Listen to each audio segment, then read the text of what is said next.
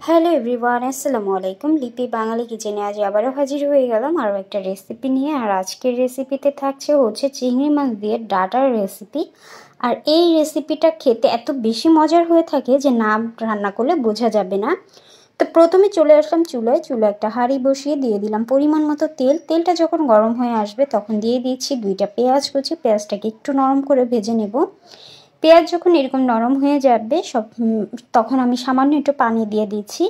পানিটা দেওয়ার পর এখানে আমি দিয়ে দিব 1/2 চা চামচের মতো আদা আর রসুন বাটা। দিয়ে একটু আদা রসুনটাকে কষিয়ে নিলাম। দিয়ে দিচ্ছি এখানে 1 চা চামচ হলুদ গুঁড়ো, 1 চা চামচের মতো মরিচের গুঁড়ো। সেই সাথে দিয়ে দিচ্ছি হচ্ছে গিয়ে 1/2 চা চামচ ধনিয়ার গুঁড়ো, 1/2 চা চামচের মতো মাছের মশলা, লবণ স্বাদ মতো দিয়ে খুব ভালোভাবে এবার মশলাটাকে আমি কষিয়ে নেব।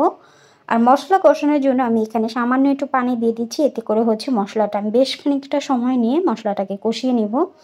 মশলা যখন কষানো হয়ে যাবে তখন আমি এখানে দিয়ে দিচ্ছি চিংড়ি মাছ। আর চিংড়ি মাছটা যেহেতু সাইজে বড় তাই আমি একটু কেটে নিয়েছি, মাঝখান থেকে কেটে খুব ভালোভাবে ধুয়ে পরিষ্কার করে নিয়েছি। এবার চিংড়ি মাছটাকে আমি কষাবো। আর চিংড়ি মাছটা কষানোর জন্য আমি এখানে পানি দিব সামান্য একটু। পানি দিয়ে খুব ভালোভাবে চিংড়ি মাছটাকে নেড়ে চেড়ে আমি কষিয়ে নেব। তো চিংড়ি মাছটা যখন আমার এরকমভাবে কষানো হয়ে যাবে তখন আমি এখানে ডাঁটা আর সাথে হচ্ছে একটা আলুকে লম্বা করে কেটে নিয়েছি। আর ডাঁটাগুলোকে কিন্তু আমি একটু ভাপ দিয়ে নিয়েছিলাম।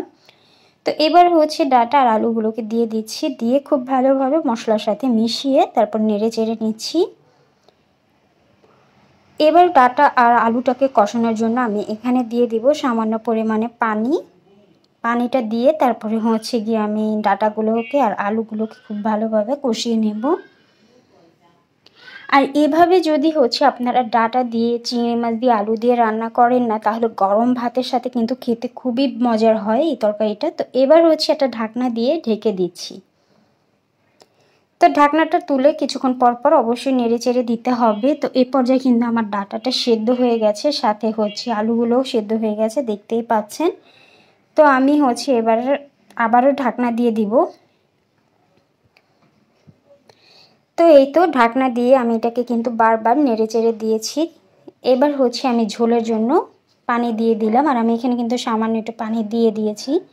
আমি এই তরকারিটাতে বেশি ঝোল রাখবো না, একটু মাখা মাখা রাখবো। তো দিয়ে দিলাম 2টা কাঁচামরিচ মাঝখান থেকে কেটে।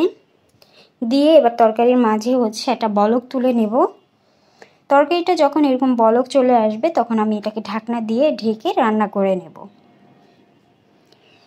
তো এই তো আমার তরকারিটা কিন্তু হয়ে গেছে। আর দেখতেই তো পাচ্ছেন কালারটা কত সুন্দর এসেছে। এবার পরিবেশন করে নেওয়ার পালা। খুবই কম সময় রান্না করে ফেললাম চিংড়ি মাছ দিয়ে ডাঁটা। আশা করছি আপনাদের রেসিপিটা ভালো লেগেছে। যদি ভালো লাগে লাইক কমেন্ট শেয়ার করে পাশে থাকবেন। আল্লাহ হাফেজ।